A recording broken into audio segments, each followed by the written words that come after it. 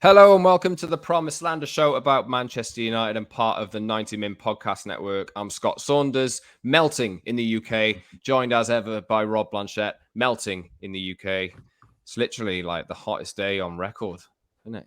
Crazy. 107 degrees today. So that's for old money. I think for people with new money, it's going to be 42 in the UK. So I've never experienced anything like this here in England, in merry England. I have abroad, but this feels completely different, doesn't it? It's like, where's the oxygen? So I just basically walk around all day long, waving my hands in front of my face.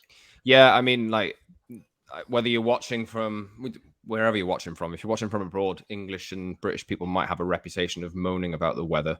I think it's probably because we're not equipped with air conditioning. I reckon that's the thing. Yeah, It's the key, isn't it? It's the big thing. Like if you've got air conditioning, you can literally put it on in a room and forget that it's hotter than the sun outside. But again, in England, as you said, we do like to actually moan about the weather. I do think tomorrow, where it's going to be more like 22 or 23 degrees. Yeah, the weather's going to break. Hopefully. Yeah, we'll all have big smiles again. And we'll be like, this is kind of nice summer weather. But 41, 42, obviously never, ever been seen in England before. It's going to break all sorts of records. It's not fun. It's like, could you sleep last night, Scott? I was walking around. No, I didn't. 2 o'clock in the morning. I think it didn't drop below 25 or 25.5 or something last night. So no, let's get some good Manchester weather back. Some rain, 12 degrees and a coat. I think I'll be all right with that. Frankie, we promise. Like, it's not always Manchester weather's great. It's better than this. We promise. This feels like some kind of Frankie propaganda, doesn't it? So Frankie, it's 42 degrees in the UK, Frankie. Come on, you like the hot weather. You've said that's what you like. Yeah. So let's keep that for, say, till September the 1st when the transfer window closes. That's probably going to run that long, isn't it? Today, on today's show, we're actually going to take stock of what United have done in the transfer window so far. They've made signings of Terrell Malacia, Lisandro Martinez, although not officially done yet. United have confirmed there's an agreement there, and Christian Eriksen is also a new United player. They still want maybe one or two more players. Obviously, De Jong is one of those as well. So we're going to look at the question, how will Man United line up this season? Keep it nice and general. We'll also roll in some quotes from Erik Ten Hag in his recent press interviews, where some interesting quotes coming out from him about the captaincy, Lisandro Martinez's best position, this kind of stuff, and also talking about holding midfield as well. So he literally used the word holding midfield. We are looking for a player who can play the holding midfield position. And we know how desperate Man United fans are for a holding midfielder, or in FIFA language, a DM. I said Lango then.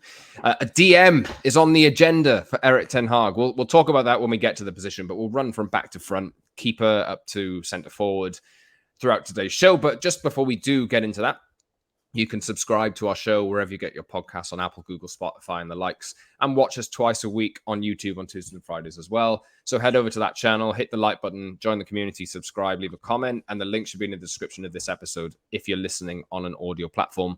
And on Twitter, we are at _Scott Saunders, at _Rob_P, and at Promiseland MU for the show as well. Rob, anything you want to touch on before we get into the Dream 11 of Man United for 2022-23? Yeah, obviously, De Jong is going to go on forever and a day. It is the new Wesley Sneijder, isn't it? It must be a Dutch thing.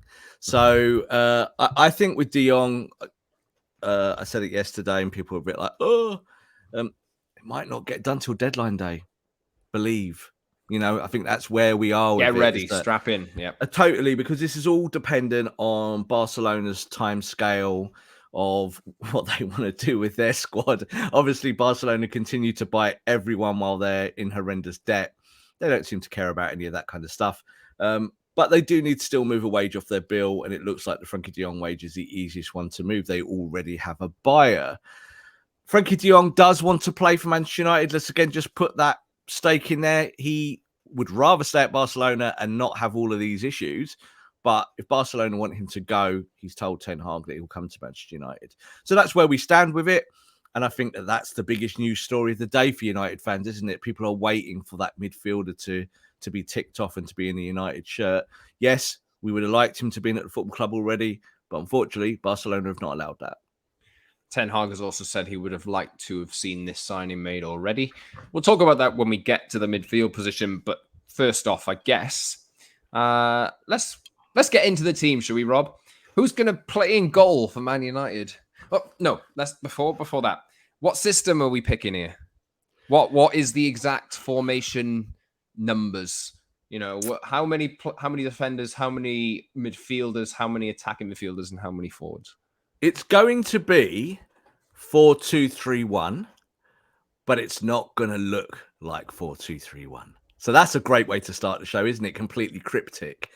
But there are different ways, obviously, of playing 4-2-3-1, and the Dutch way of playing it is much more progressive. It looks like a 4-3-3. So I think United will just play that system because I think Ten Hag settled on that in his time at Ajax. It seemed to be what he preferred.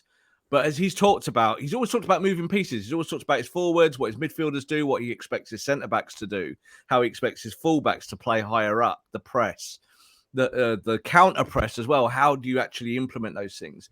And you can do that in a 4-2-3-1 best. So there we are. Right. So I think the first decision is pretty obvious, but it looks like David De Gea will continue as the first choice goalkeeper. I'll frame this question, though. How much time has he got to prove to Erik Ten Hag that he can play as a goalkeeper with the qualities that Ten Hag is looking for? Is this his last season as first choice? And will United potentially look to sign a new goalkeeper next year or the year after? I think they will be looking at goalkeeping alternatives simply because the game is more on the deck now about playing out from the back. But, and I'm gonna keep regurgitating this line all through the season. If you give David De Gea better players in front of him and he can play a 5 or 10 yard ball to those better players, you're fine. That's it. The issue has been the way United play out from the back. De Gea is having to play balls that he shouldn't be playing wide. The centre-backs going really wide into the full-back positions, and then it comes in, and then it ends up at Fred's feet, and what happens? Fred gives the ball away. So that's the issue. So you've got to kind of solve 4 or 5 players to help De Gea be a better player on the deck. You don't need De Gea to be Ederson or Alisson. He's not those players. He's never going to be those players, is he? You can look for your next Ederson or Alisson. But I do think, again, when you look at De Gea, his feet are not completely awful. I've watched the guy do thousands of warm-ups in front of me, and I've watched him kick a football loads. He can pass the ball. It's just what he's passing to and how United are setting up in defence. So I think that this year we might be pleasantly surprised. We've seen already on the tour, De Gea starting on the edge of his box. It's obviously a mandate. It's been told to him. You start here, you sweep, you do other stuff. And I think he can do it. It's just that other managers, Ole Gunnar Solskjaer, didn't want him to do that. Ole wanted him to stick on his line and said, stay there, mate, you're the goalkeeper. So I think it's now more about Ten Hag and his tactics as opposed to what De Gea can do. Dean Henderson obviously been shipped out on loan. No option to buy in his deal with Nottingham Forest, and there's no other real... I think United are looking for a backup keeper, and they've been linked with a few, but nothing's come in yet. I'd imagine if they do make one, that'll be a pretty quick turnaround. Yeah. And the thing with Dino, think about it. Dino is better on the deck than De Gea. So, logic dictates that if that was a thing and needed to be solved now, you'd probably be playing Dean Henderson, wouldn't you? Dean Henderson was linked with Ajax last year. So, we know that Ten Hag likes Dean Henderson, but that's not the way the direction of the team has gone. So you've got De Gea, he's under contract. And I think last year, he earned his stripes again. He's one of our best players in terms of saving the ball. But other metrics will tell you that he's not as good as maybe some of the other top goalkeepers in the Premier League at sweeping up. But I think we'll be okay in the earliest days. So I think that's the easiest pick in this team this year. I think the first 11, De Gea is probably the first name on the sheet. Yeah, and I think that United will probably look at Henderson's loan, hoping that he can recapture some of the Sheffield United form that he showed, where his value was elevated to the point where they could sell him, and then they just decided not to. And that's the thing, isn't it? If he had, say he's the goalkeeper of the year in the Premier League this year, he could be the best goalkeeper. And I've said this, he could go to the World Cup as England's number 1. He might have a stellar few months and completely rocket through people. What we'll be saying at the end of this season, Scott, we're going, maybe Dean Henderson should come back to Manchester United. You know, why spend 50 million on another goalkeeper? So let's wait and see with that. I don't believe Dean Henderson will come back, but there's always that chance that you could do a Jesse Lingard and suddenly be back in Man United. Leave squad. on a free. Yeah, exactly, and then do absolutely nothing. Looks like Jesse Lingard's going to West Ham, from what we understand. It's taking him enough time to decide that. But you think he knows where East London is by now, wouldn't you? You think he could find his way there? Yes, indeed. Let's find our way to right back. Next position on the list. There are links, and I do believe that United actually would like an alternative right back, maybe one on the cheap side, similar to what they've signed Terrell Malacia on the left side. Maybe a similar cost kind of player, but I would imagine it depends on the other positions that they spend on. But I think as it stands, Diogo Dalot looks first choice, doesn't he? I think Aaron Wan-Bissaka, he's going to have to improve a hell of a lot with the ball at his feet in order to win his place back. Yeah, so we've talked about shape and about how Man United will play out from the back and what. So what do you do on those fullback positions? So on the left, you're kind of sorted, aren't you? You've seen that, you know, we'll go into that in a minute with Sean Malacia and obviously Alex Tellers still being at the football club, mysteriously being played as a left-sided centre-back at the moment to, I think, show the Martinez way. This is what we'll be doing with a left-footed player there. But on the right-hand side, you have got options. And I think with Aaron Wan-Bissaka, it's going to be tough for him because I just don't think he has a technicality. So he has upside to his game. He can be aggressive. That's something that Ten Hag likes in his defenders. But can he really offer production on that side? And I think the bigger question with Aaron is, has he already hit his ceiling at such a young age? And that's a difficult one because he might have a great year, but will he get minutes? So I think on that right-hand side, in terms of starting, it is Dalot. You know, I think Dalot is by default. But also it depends what Man United want to do with, say, someone like Ethan Laird. Could he force his way in? Can he show that he should stay at the football club, or is he going to go out on loan? Probably will go out on loan. But you saw in the kind of few minutes that he's had already on this tour, he's a progressive straight line fullback. He's going to get that ball, he's going to drive it. And that's exactly what Ten Hag likes. Yeah, United have been linked with Lens left back Jonathan Klaus over the last few days. His cost maybe under 10 million. Yeah. Highly rated, actually. He is 29, bit of a late developer, but he's been linked with a few different clubs. Marseille, Chelsea's name have been linked with him as well.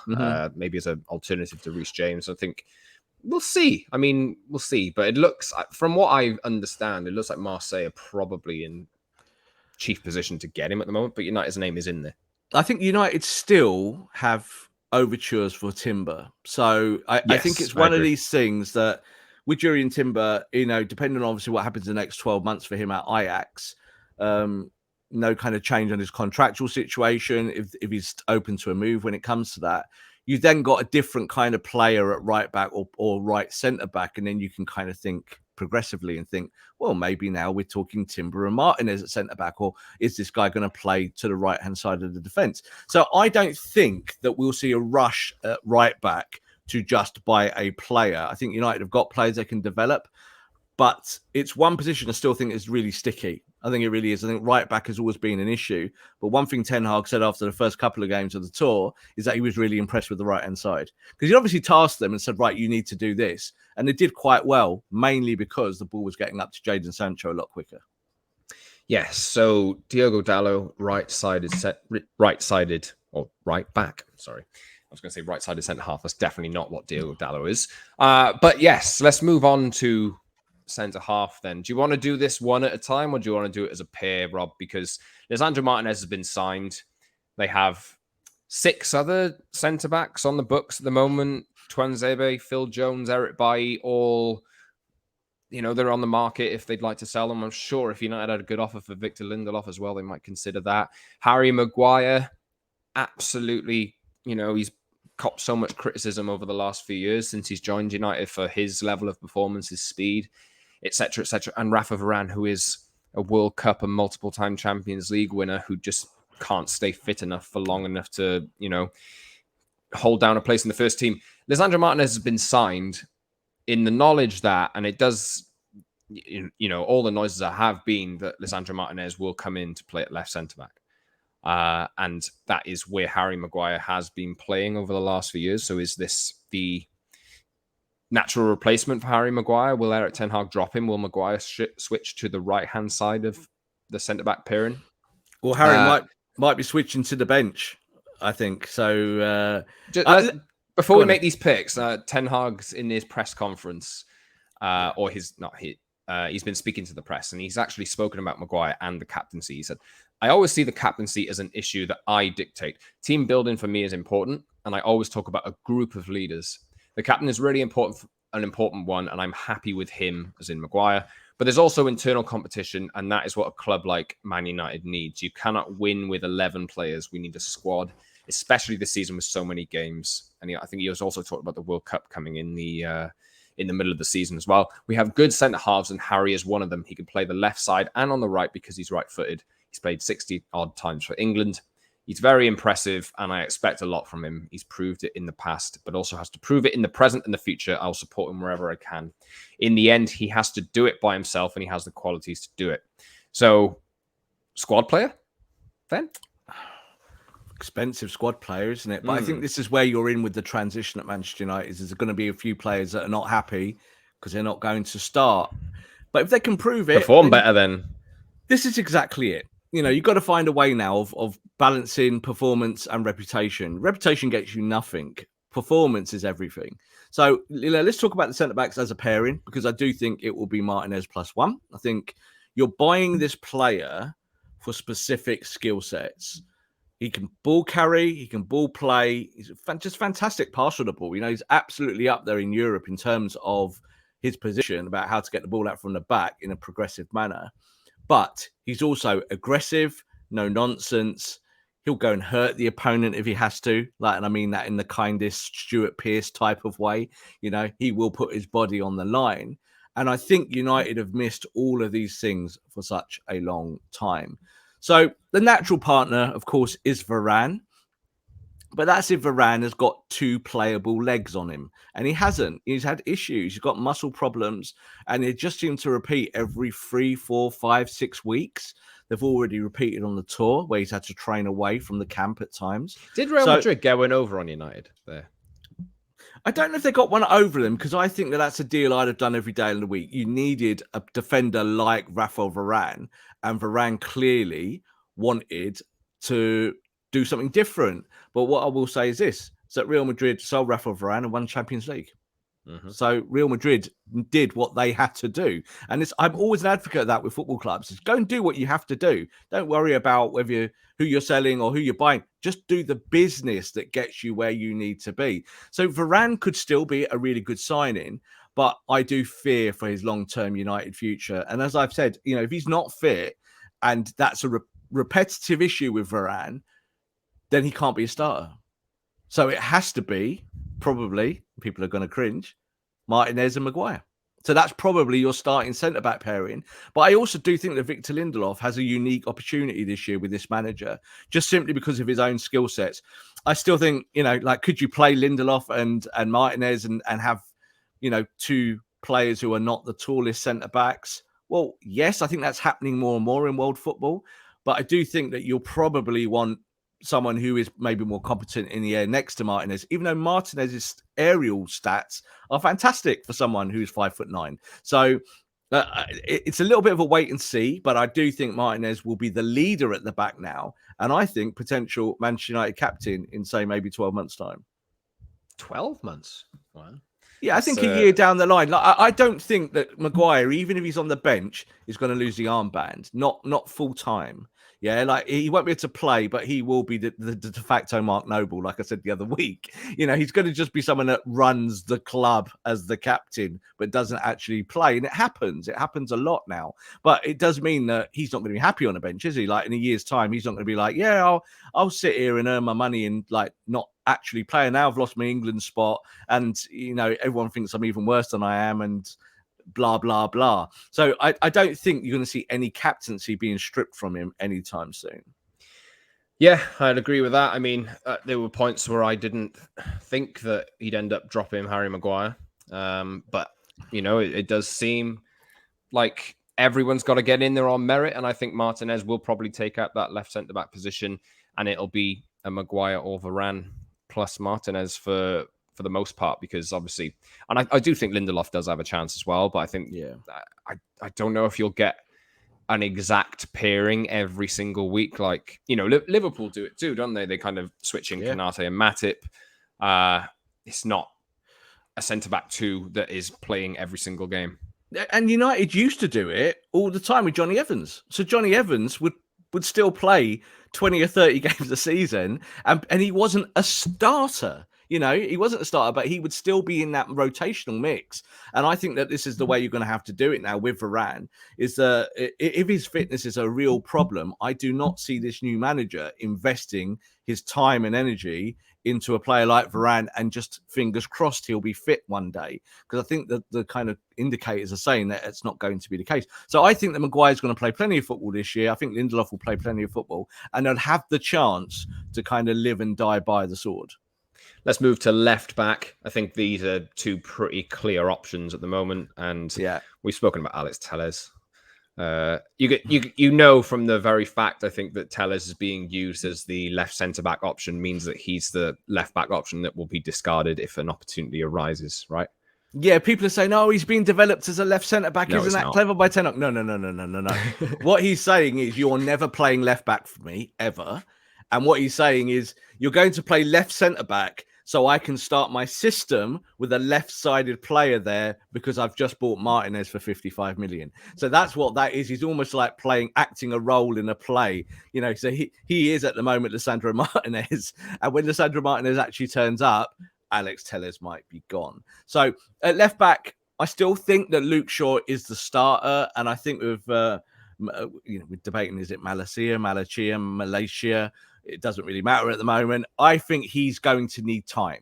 So even just seeing in the tour, a really good progressive player. You can see, I like how he comes narrow. Don't know if you noticed that. It comes into the channel and comes inside, almost becomes a central midfielder. Who does that remind you of at Manchester City? So this is kind of, again, systematic when we talk about what your fullbacks do. Man United's fullbacks have kind of done this forever and been really poor, not getting assists, not overlapping, not doing the work. But if you've got a wide player that can come narrow and do exactly what Manchester City have done with their fullbacks over the last 2, 3, 4 years, then you can do something different. So I think that's where his upside will be. But I think Luke Shaw will have to learn those things. But Luke Shaw as well is really good narrow. I think when he comes into the midfield, he's got good feet, he's got good technique. It's just now a case of, can he assimilate to all the tactics that Ten Hag wants, and can he do the work? So it's a question of fitness, but you've got really two solid options now at left back. Easy one, that one. We'll probably spend a lot of time on the central midfield area, so we may as well just jump into it now. How are we playing this one then, Rob? Because United have lost Paul Pogba, they've lost Nemanja Matic. They are looking to sign Frenkie de Jong, as we have said. We both do still think that Frenkie de Jong will end up joining at some point, but as it stands, he has not joined United. He's in the US with Barcelona at the moment. They decided to take him on tour, but they do obviously need to trim their wage bill. So this one could take a while. It's been McTominay and Fred generally as the midfield two in preseason tour games from the start. Obviously, Zidane Iqbal and Charlie Savage have rotated in. Christian Eriksen has been signed, and Donny van de Beek is there. Should we do the midfield as a 3, or do you want to do it as a 2 and a 1? We can do it as a 3 because, as I said, I think the shape progressively is going to look like that. So in possession, United will become a 4-3-3 unit. So let's do the 3 then. Okay, let's do the 3. And I'll say this first. So Ten Hag has said ahead of the game against Crystal Palace, which we're recording just before, by the way. But obviously, United have other games on their preseason tour. Palace is the latest. We'll be watching that just after we finish recording this. We are looking for a player who can play the holding midfield position, but it has to be the right one.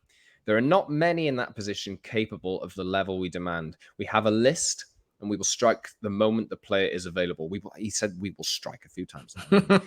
When we can't find him, we have to deal with the players in our squad now, and we will develop one in that position. So that was, I believe, that response was to a question on Frankie de Jong specifically. United aren't targeting any other midfielders at the moment that we know of outside of Frankie de Jong. So does Erik Ten Hag see Frankie de Jong as the holding midfielder, the guy who can, sit in there, when United are in possession, he'll drop back into, the left side of defense or wherever he's going to go and start dictating play from that position and moving forward. That's probably what he's looking for, isn't it? So he's not the destroyer holding midfielder I think a lot of United fans want, but this is Ten Hag's definition of a holding midfielder.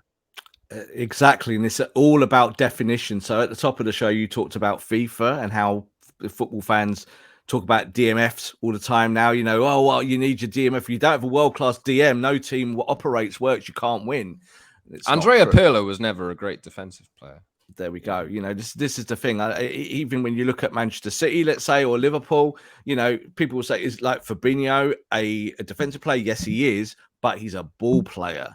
Ball on the deck. When Thiago plays as a six, is he a destroyer? No, he isn't. He's a ball player. So I think the most important thing here is that you have that function to be able to go from centre back to midfield quickly and have a midfield that can actually play. Man United haven't had that for years, have they? So should we include De Jong in this now? No, I don't think we should, because he doesn't play for us at the moment. But certainly, I think if De Jong's at the football club, he fulfills that function next to someone else who maybe is more defensive-minded, Scott McTominay or a Fred, dare I say it. And you have someone like De Jong who gets the ball and moves it and gets it to the front four quicker. Because I think the shape in that 4-2-3-1 will actually be more like a 4-2-4. That's kind of the way it will be. But let's do the three midfielders. So at the top end, it's Bruno Fernandez. So Bruno Fernandez is going to play that role. And it's about who does he rotate with. I think he'll rotate probably with Christian Eriksen. That leads a big question over what happens to Donny van der Beek. Because even though Donny is much better as the 10, it really depends on who you get in now in this midfield berth, if you get De Jong or not. It's a big consideration. But then you've got these two other roles. I'm going to go a little bit left field, Scott, because I think it's boring to talk about McFred. No one wants to talk about McFred, but they still will play plenty of minutes.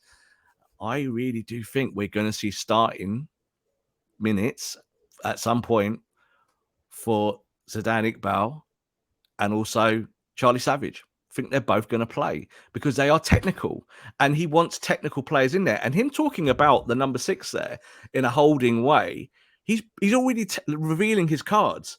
He's not looking for destroyers in his team. He's not looking for energy. Ole would look for that. He wanted energy in there. Run, spoil. But I think Ten Hag will look to youth in the short term. And I think those two boys might well be the surprise candidates in there. So just one of them with, say, Scott, or one of them with Fred for the time being. And then you allow Bruno to go and do Bruno things. I don't think you'll see Christian Eriksen playing back there. That's not a thing. He's not good at it. He's not great at getting the ball that deep. But it gives you options to rotate. You might even see Donny van der Beek at times playing a little bit deeper because he can do it. It's just that he's not very good at it. Certainly not in my opinion of what we've seen. I think those two youngsters are going to be probably the left field players at the moment. And we've not even seen Hannibal yet, have we? Hannibal in terms of the tour. Well, no, the whispers are is that Ten Hag's not massively impressed behind the scenes. Not happy with what his game is, thinks he needs development, thinks he needs to leave the club, go and play on loan. So that's why he's not really been included. Whereas Savage and Iqbal have been playing minutes, haven't they? They've been played halves of football with some of the more senior players. And I've been massively impressed with those two boys. Like, they were great last year coming through the ranks, and they're so far ahead of the curve already. I look at them, I think, yeah, you could be Premier League footballers, even though you are young.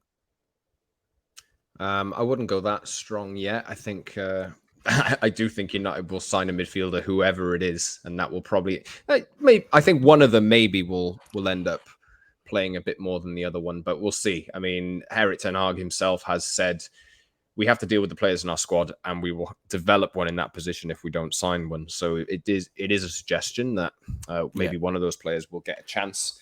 But yeah, I think we're looking at really. Can Bruno and Eriksen play together? with someone behind them? I think Eriksen can play together. Again, we're talking shapes and 4-2-3-1 and how it will look. And as I described, it's more kind of like a 4-2-4 at times. But I think that if you're playing that system, you can play Eriksen on the right of that front line. You really can. But then it depends what you want to do with Jadon Sancho. And I think Jadon Sancho has already shown that, he's going to play where he wants to play. Wherever he's playing well, Jadon Sancho is going to be an automatic starter. But having Eriksen allows you to maybe support 2 or 3 different functions in the attack that he can play around. And I think that Eriksen will force his way into the starting 11 somewhere. Do you know what I mean? Somewhere on that football pitch. And at Tottenham, he did it on the right. I think people forget that. That was his position. He's not a right winger, but this is not a wing system. This is not a winger system. This is about fullbacks getting forward, giving you width, and players coming from the outside into the channel, which is what Sancho does so well. Kind of a playmaker, a wide playmaker. Absolutely a playmaker. That's exactly what, and that's the modern game. That is the modern game now. Wide players are playmakers. They're not as much speed merchants anymore. They don't get to the byline and cut the ball back. But you can see Eriksen doing that more, can't you? Eriksen will be the guy that picks the lock and finds the pass in the box, finds a Martial, finds a Rashford, finds someone, Ronaldo, if he's at the football club. And that's how you facilitate through those positions. Just on Donny before we move on. Don't read too much into this at the moment. I mean, but there's been chat of a swap deal with AC Milan. Ismail Benacer is definitely the kind of playmaker style player that you think might end up turning to. Don't think you can read too much into this at the moment, but the suggestions are from certainly reports in Italy that maybe Van der Beek is able or is available for United to swap out with someone like Benacer. So do you see Donny getting a chance this season, or is there a chance he ends up leaving before the window closes? A bit of both. I think, again, the narrative for United fans is, you've got Ten Hag now. Ten Hag loves Donny van der Beek and let's get on with it. But Donny van der Beek's got to be better. So if Donny van der Beek isn't better or can't find his level or his best level, then I do think that he will be one of those surplus to requirements. This is why you've brought in Christian Eriksen. Now, Christian Eriksen is a different kind of player to Van der Beek. He's much more of a creative, established. He knows, he walks the walk, he talks the talk, he does it all. He knows what he's doing. Whereas Donny van der Beek came from Ajax with a ton of potential, had done well in the short term at Ajax. But again, a little bit confusion around what was his best position. And the truth is, he went to Everton. He didn't really prove anything at Everton, did he? I think he did okay. But, Everton didn't go, yeah, you're our guy and we're going to turn to you. So I think that's where he is at Manchester United. He's still in limbo. I don't think he's going to be part of the starting 11. I think he's not going to start many games. And that means he's in the same scenario he was in last year and the year before with Ole. And that is that he's not going to get the minutes to prove himself. Do I think he'll be sacrificed with another transfer? Potentially. I can see him being used as a swap deal or being moved out. Because if you can get someone to be a taker, and I think that's the bigger issue here, is someone going to pay the fee for Donny van der Beek, then I think you would move him on. It's all suggested there, Scott. Certainly, again, when you're looking at bringing in De Jong and you're making your team around the likes of Eriksen and Bruno Fernandez, you're kind of already squeezing out Donny van der Beek. He's going to have to hit the ground running. When he gets that chance to come on a football pitch in the Premier League, he's going to have to prove it from minute one. It's really vital for him. I'll ask you about your United played Brighton in their first Premier League game. I'll ask you in a second about what midfield combination we'll be seeing, whether we get De Jong or not. But I would just like to point this out as well. I'm kind of looking at dream scenario. I'm thinking United signed De Jong this summer and Declan Rice next. But Ten Hag said, I would like to sign English players, but there's only one criteria, and that's quality in combination with price. It looks like English players are quite expensive. It's a fact you can't deny. In the end, it's about quality. So suggesting there that, maybe United won't overpay for Declan Rice. I think that is the suggestion, definitely. That is the suggestion. So maybe I have to stop dreaming of that midfield pairing. But yeah, Rob, if United play Brighton on the 7th of August, as it stands, what's your 3 in midfield? People are going to hate me for it, but it's going to be what we know. It is, isn't it? It's going to be what we know. It's McFred, and it's McFred because I still think that when in these earliest incarnations of Erik Ten Hag's Manchester United, and he said this only the other day, he can develop and develop and develop and keep developing, but on day one he has to win. He says that first game in the Premier League, I have to win it. You know, this isn't an extended pre-season. So we've already seen, haven't we, that those two guys have started the games in the earliest parts of the pre-season tour. And I think it will be those two guys playing in a double pivot, but tasked to do other things. So you'll find that Fred and McTominay might play further apart, and one will be a single pivot, and one will be released to go further forward. But then it's Bruno Fernandez. So I think you'll start with that. The fact that Christian Eriksen's not been part of pre-season, that is an issue. You can't really start him. You might even find that Martinez does not start the first game of the season for the same reason. He's not been part of the core group. He'll have to do his pre-season work away from the bright lights. So the first game is a weird one, because I think we might see some, like, you know, Ollieisms or Ranić-isms, do you know what I mean, with the new manager. But this is why I'm saying it's a slow process, because you've got to go out and buy a central midfielder. Even if you buy Frankie de Jong tomorrow, I don't think Frankie de Jong starts the first game, because he needs a pre-season in him. He needs to do all the work. So United fans, of course, don't want to hear any of that. But those three players there in central midfield, they're probably going to be the fittest. So that's why you start them in game one. Do you go forward with them? Probably not. You are looking for a midfielder, but like you said, Scott, you know, if you don't get de Jong, there isn't really anything happening at the moment. United have got targets, but they're not just going to say 80 million for Ruben Neves. It's not going to happen. That deal is not happening at the moment, and the inquiries have gone flat. So United do want a midfielder, but could have got Basuma, couldn't you, or someone like that for 25 million, and he might have dropped in there, but there was reasons why they didn't go for him, and he's at Tottenham now. He might be very good at Spurs, but you might be looking at signing at that bracket to bring in if you don't get your 80 million pound Dutchman in Frankie de Jong. Let's say United did land de Jong tomorrow and he was miraculously fit for this first game. Which of McFred drop out? Fred. I picked McTominay, actually. But I think the reason why is that watching the first two tour games really, really closely is the player who's given the ball away the most is Fred. Fair. That's it. So Fred's played half of football and looks like he's playing football with a bar soap. Just doesn't stick to his foot. Whereas Scotty has actually looked technically more proficient in these earlier stages because he's doing more simple stuff. So you haven't got Scott McTominay turning and having to play a 20 or 30 yard ball 21. He's getting the ball and he's giving it to creatives. And that's what you want him to do. Fred, on the other hand, is trying to be more expansive. I'm Brazilian, scored a brilliant goal, didn't he? Chipped it over, and you're like, wow, that's an amazing goal. But I think on day one, if you were bringing in de Jong and de Jong's going to be your ball mover, you know, your lithe player who's going to run with the ball and spray passes and find Bruno and, you know, hit the channel with a beautiful bit of vision, I think you need sturdiness next to him, and that will probably be Scott McTominay. Let's move forward then, shall we? We've already spoke about Christian Eriksen potentially playing on the right-hand side, but we both don't really think he'll start the season there. But seems like a natural pick now on the right-hand side. Do we think?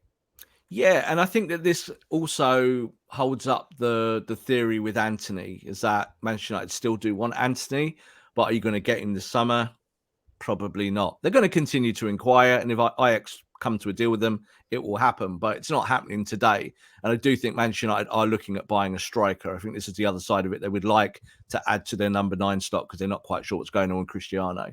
But I think on that right-hand side, you know, Jadon would be the best fit there at the moment, but it doesn't mean that Jadon can't play on the left and that you play Eriksen on the right. And it actually becomes quite a narrow system, and you have 3 creative players behind a number 9. That might suit Cristiano a little bit more. I certainly think it will suit someone like Anthony Martial or any of the strikers. And it's about balance, isn't it? And I think that will develop over time, and we'll see whether Ten Hag prefers someone like Eriksen on that side, or whether Jadon Sancho just blows it out the water and becomes Borussia Dortmund, Jadon Sancho on the right-hand side, and you're like, he has to start every game on the right because he's so good getting a goal or an assist every game. I think he can reach that level again. And I've been excited about the stuff I've seen from him during pre-season. He looks really, really sharp. Yeah, and I think for me, you mentioned like first name on the team sheet earlier. I don't think Sancho's too far behind that. Wherever he ends up playing, obviously, we both said in the past you could see him as potentially a 10 in the future. It's not. Yeah. I don't think it's going to happen anytime soon. But either on the right or the left-hand side, I think Jadon Sancho is going to play a lot of minutes this season. Yeah, and you need players that have diversity in their positioning. So even if they are playing, as I said, in a 4-2-3-1, and he's the right-sided player, you need to know you could switch him quickly and play him on the left. And if you see something that he can exploit on a, say, a fullback that's not having a good day, that you go and get Jadon Sancho because he's absolutely being a worldie, put him on him and destroy him and score a goal. So that's kind of, I think, how Ten Hag will want to play it. And that's why the shape going forward will be, I think, this 4-3-3. That will suit Jadon Sancho down to the ground. And if we pick Sancho for the right, the left side seems to be at the moment, United don't have that many options. Marcus Rashford. It's going to be what we know. It's Marcus. So I think wow, Marcus, this is really boring. Yeah, isn't it? But it's boring, but it's got to be said. So this is kind of why we're saying, because I think, again, in the whole football manager styling of the world, that people just think you just change 8 and you get on with it, and it doesn't work like that. And I think you also do it by merits. This is what Ten Hag has said repeatedly the last few weeks, is that players going to do it on merit. Marcus has looked all right on that side. He looks fitter than he's looked for a long time. Can he give you the technical acumen you need in that forward line on the left? That is a bigger question. You know, is he going to be Fred on the left? So we just said there about Fred giving the ball away. If Marcus is the player that gives the ball away on that side, Marcus Rashford won't be starting games. He won't be. But as it's today, and certainly with the fitness levels, one of the things we know Erik Ten Hag has said is that he wants to reboot Marcus Rashford's career. He believes that as a Manchester boy, and with his previous kind of achievements and what he's done for England and all of that stuff, that he believes that this player can help him on that side. Incredible pace, good finishing. You might even see Marcus play through the middle at times, so that kind of keeps him in the team. You might be able to do something else on the left. But then after that, there's not many picks, is there? Like, you might find that getting rotation in matches, like just said there, Jadon going from right to left, that if you play Martial down the middle, and we'll talk about strike in a minute, you might find that Martial goes to the left, Rashford goes to the centre. And that's a ploy that Ten Hag does in matches to exploit defenders, you know, saying, this player's got this skill set, I can exploit this. And I think we'll see a lot of that. That's a very, very Ten Hag thing to do. Anthony Elanga, probably the other option. Yeah, as it stands, but I don't see him forcing his way in. Personally, I don't see him forcing his way in. But it's all about. I've just nearly ripped my headphones out of my head. Sorry. I do that every show. It's fine. Yeah, sorry about that. I don't see Anthony Elanga forcing his way in as being a permanent starter in this team, like I think Jadon Sancho would, for example. But you know, he's got some time to prove himself, and like we say, this is all about performing well and earning your place in the team. So I think it's open for everyone. Yeah, totally. But and I actually think Elanga will play more minutes than people expect, because again, he fits the system. He fits the Ten Hag way.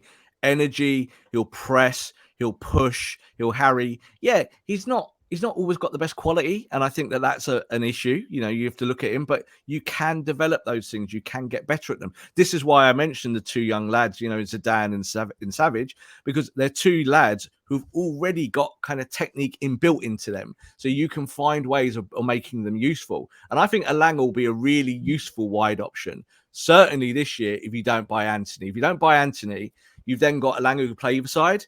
You've got Eriksen, who is fluid. And you could say to yourself, right, you know, say Jadon gets a knock and he's out for a few weeks. I'm going to play Elanga there. He'll push that side for me, because he might not have the creativity of a Jadon Sancho, but he can get the ball to the creative players and also score. You know, he knows where the back of the net is. He can also play as a centre forward. So there is always those options with these players. You want versatility in your squad. Centre forward then, Anthony Martial has been playing through there in pre-season quite impressively at times. But obviously, we know the elephant in the room is Cristiano Ronaldo, and obviously there's been noises about Atletico Madrid in the last few days. There's been noises about Sporting Club de Portugal in the last few days. And Ronaldo has come out and called those rumors fake. The first time we've seen him shut any rumor down. And you look at that and think, all right, that's one club he's ruled out, but he's not denied that he would like to leave at all. So there's definitely, you know, he definitely would like to leave for an option which doesn't appear to exist at the moment. I'm not sure Atletico will pull the trigger on signing Ronaldo either. But Ten Hag has also been speaking about Ronaldo. I am well informed, and he also has an option. No, as in this is what he said yesterday. He also has an option in his contract for the club to extend his deal. So is he suggesting there that United might take up that option? He also said, I think Cristiano is capable of doing that, as in high pressing demands. In his career has shown everything. The players dictate the way you play, especially players who score goals, because they're extremely important for a team. You can stretch your team around them, but I've set my demand. We want to play a certain way. A top player can contribute, and Ronaldo's a top player. He's training. I think we all know Ronaldo's a top professional, and he will be fit. That's the last concern I have. But Ronaldo has not trained in pre-season with United. He's been keeping himself in good nick on his own. He's not returned to camp yet. Does want to leave the club, but it remains to be seen where he goes. So, are we thinking Anthony Martial starts the season as the centre forward? And how soon is Ronaldo getting back into this team? Same issue of what we just said with the potential new signings about minutes in their legs, fitness. Ronaldo won't be ready on day one, will he? Whatever happens. So even if Ronaldo stays at the football club, and I think there's a growing feeling that that's the way it's going to go, because there isn't a market for him. The market that was there and being created by the likes of Barcelona, potentially Chelsea, those markets have evaporated now. Those clubs have made it crystal clear that they're not going to entertain bringing in a player on that wage at that age. It's not going to happen. But Cristiano does still want to leave. Atletico Madrid are kind of the most likely suitors at the moment. Still got this offer from Saudi Arabia. So there is a chance that he will go. But who's the starting striker? I think it's Anthony Martial.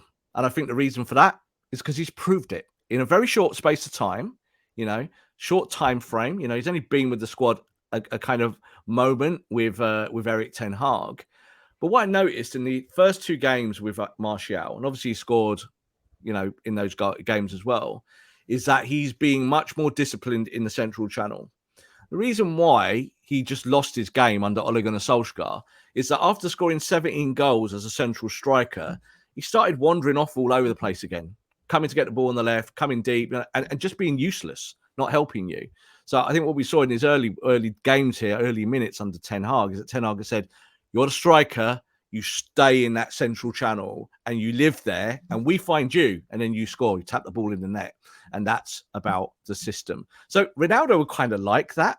Ronaldo would like that kind of football if he could just score from the penalty spot around that area every game. But it's about having someone that can press with the unit. And I think Martial's done that as well. One of the goals, I think it was the one, was against Liverpool, where he pressed one of the defenders, got the ball, and then obviously ran 40 yards with the ball and a nice little chip finish over the goalkeeper, and a nice little showing his skill factors. They're all still there. He's still got those Anthony Martial things about him. But I think he'll be the starter. But I do think that Man United go and make another signing on top of De Jong, they will be buying a striker. They're in the market. We know this. It's just that who is that striker? I think it might be a more unfashionable name. People might be like, oh, he's not Man United quality. But I think they'll be looking around. Are you trying to say Ivan Toney, Rob? Should I say it out loud? Yeah, I'm saying Ivan Toney. I don't think there's a chance, personally. So, no, I don't think that Brentford want to do business with Ivan Toney. I think they also believe that their season is dependent on him in terms of how he leads that team. 17 goal involvements last year, 20 for the whole season. He's a key part of their team. But yes, his metrics have dropped in terms of his finishing from the Championship. You'd expect that. But ultimately, it depends what kind of number 9 you want. It really does. This is what it's about now. So it's not about stars, because you could have gone and got Dybala. Yeah, you could have gone and put the money on the table and said, don't get a Roma. Roma are rubbish. Come to us. Come to the Premier League. You'll earn more money and you'll be in the spotlight and you'll be a hero and you'll be a god. And he would have come. But United didn't want that. They're not looking for that type of centre forward.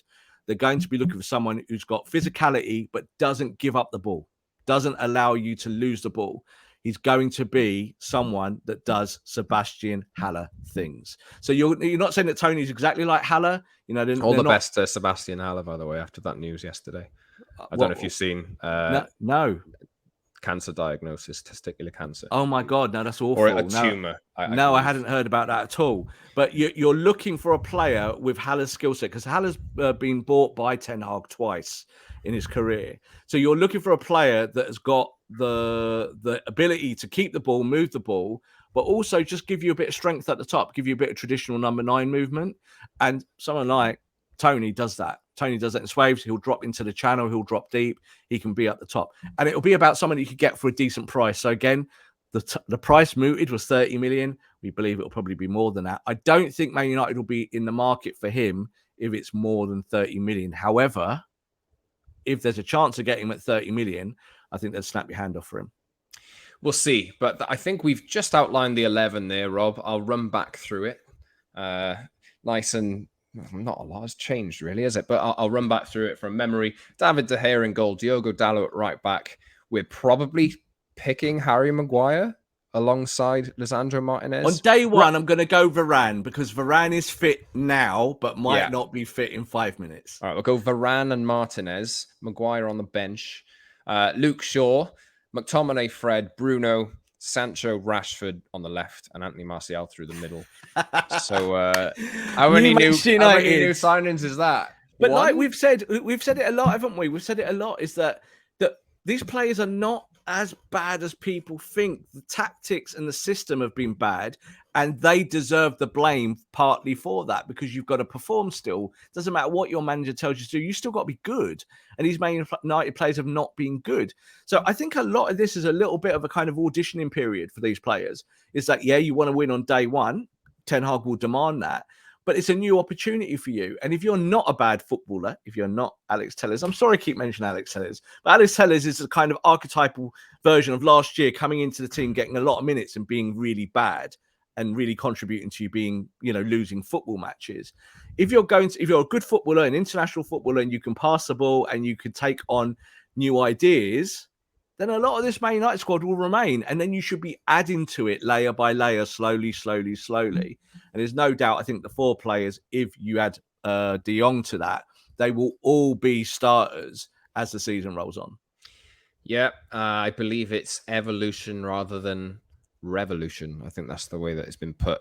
It has to be. It has to be that way. I think Ten Hag will learn firsthand for himself about all of his players throughout the course of this season. Mm-hmm. And as long as the results are decent and progress is being shown, style of play progress is being shown, I think he'll have time.